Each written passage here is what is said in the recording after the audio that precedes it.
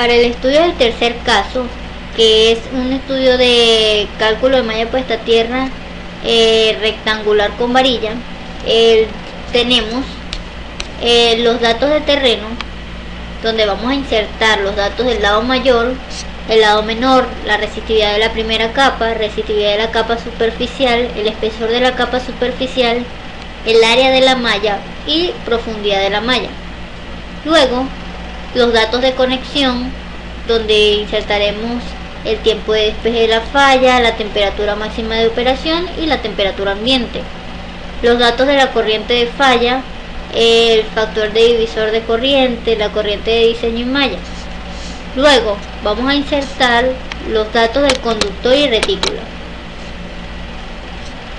Para los datos de conductor y retícula tenemos el cálculo del conductor de puesta a tierra, corriente de diseño de malla, la sección transversal del conductor, la temperatura máxima de operación, la temperatura ambiente, tiempo de despeje de la falla, el cálculo del calibre del conductor, que es el conductor mínimo de diseño.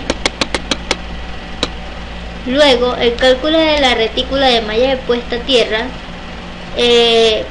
tenemos que insertar los datos del lado mayor, el lado menor, la separación de la cuadrícula, el número de conductores paralelos a los lados mayor, el número de conductores paralelos al lado menor, la longitud total del conductor de la malla de puesta a tierra, para luego insertar cada dato de la tensión de toque y de paso.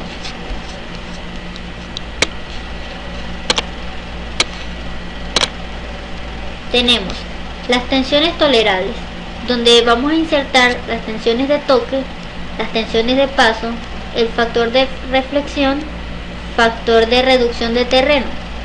Allí vamos a indicar si es sin jabalina o con jabalina, en este caso con jabalina. Luego tenemos los criterios, que son de 50 kilogramos y 70 kilogramos. Vamos a colocar también la tensión de toque, la resistividad del suelo, el factor del espesimiento de la malla, factor correctivo de geometría de la malla, la máxima corriente de malla, la longitud total equivalente del conductor de malla, el factor del espesimiento de la malla para la tensión de toque, donde insertaremos el dato del factor del espesimiento de la malla, espacimiento entre los conductores paralelos, profundidad de la malla, número de conductores paralelos de la cuadrícula, diámetro del conductor, factor correctivo de efecto de las jabalinas, factor correctivo de la profundidad de los conductores. Luego el factor correctivo de la malla.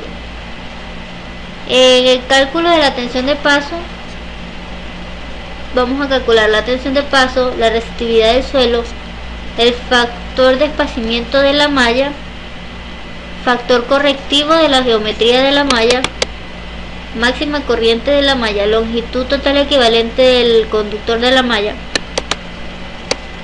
el factor de espacimiento de la malla para tensión de paso. Vamos a colocar los datos del factor de espacimiento de la malla, espacimiento entre los conductores paralelos, profundidad de la malla, número de conductores paralelos de la cuadrícula en la dirección del lado mayor. Luego, donde están la opción para las jabalinas, nos indica el número de jabalinas que seleccionamos, el diámetro de las jabalinas, la longitud de las jabalinas, resistividad de la segunda capa y el espesor de la primera capa. Nos da un valor de la resistencia de puesta a tierra.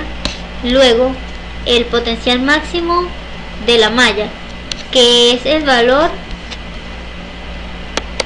que nos va a arrojar el programa para saber si nuestro diseño fue el diseño apropiado. En este caso observamos que nuestro diseño es el apropiado para este tipo de mallas. Para el caso 3 tenemos el caso C, que es el caso rectangular con varilla.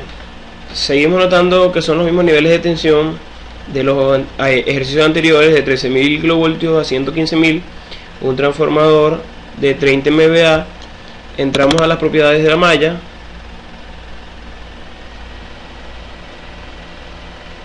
Ya cuando el malla nos abrió, notamos que el tipo de mallado es distinto. Aquí se puede observar en la figura o en la gráfica el tipo o la especie de malla que estamos utilizando. Aquí podemos notar lo que es la resistividad del suelo o el estudio del suelo, las características del suelo. Luego entramos aquí a lo que son los conductores y varillas. Vemos los lados, los laterales, los conductores por fase o en su eje Y o en su eje X, pues como están balanceados. Los conductores, la profundidad, el tipo de conductor. El caso 3 es con 38 varillas, 0,75 su diámetro y una longitud de 32 pies. Y son barras Cooper, como se puede observar. Ahora vamos a la simulación de dicho ejercicio para ver qué nos dice TAC, si los datos introducidos son correctos. Él procede a hacer el cálculo de dicha malla con los datos ingresados. Esperemos unos segundos a esperar que él nos arroje el resultado de lo anterior explicado.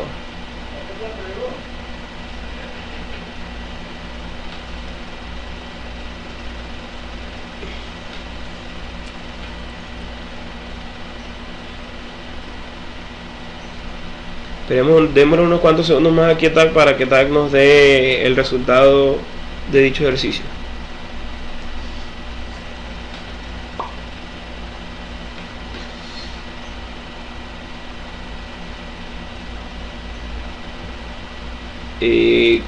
Como son datos distintos en este caso, tardó un poquito. Bueno, ya que aparecieron los datos, también está correcto.